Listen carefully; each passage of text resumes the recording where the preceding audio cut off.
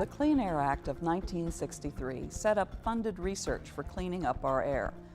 But it was the amendments added in 1970 that finally addressed regulating the sources of air pollution.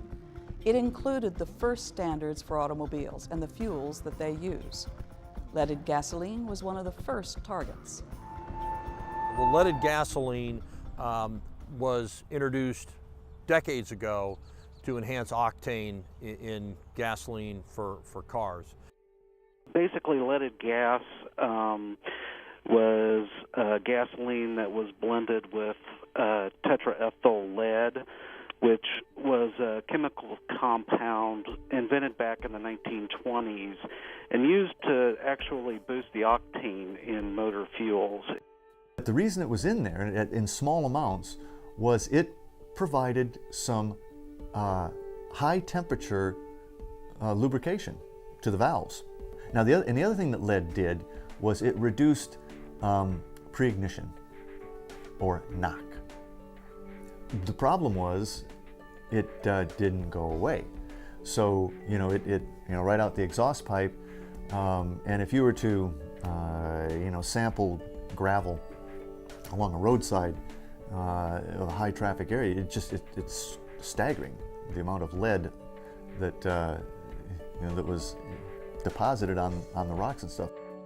Fuel combustion, the amount of fuel used just skyrocketed in the early 1970s, and in 1973 there were over 200,000 tons of lead emitted from automobiles in the United States alone.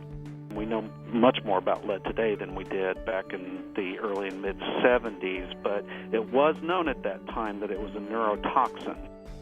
It is extremely toxic. I mean, the compound itself is just deadly. There is no normal lead level. If you got lead anywhere, any measure, it shouldn't be there. That lead poisoning causes no symptoms initially. That unless you test the patient, you have absolutely no idea that they're lead poisoned. There's a lot of people out there with high blood pressure, with some degree of kidney failure, just a lot of things that lead could account for. In children, it more or less affects the brain, and that can be manifested in several ways. Most of it is just cognitive knowledge. A child who had the potential to be an A student may be a D or F student, and they just seem to be dull and cannot function very well.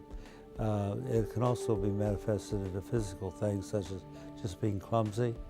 What we've learned about the health effects of lead since we first started regulating it back in the 1970s really solidifies how important it was for the moves that were taken back then to have been taken.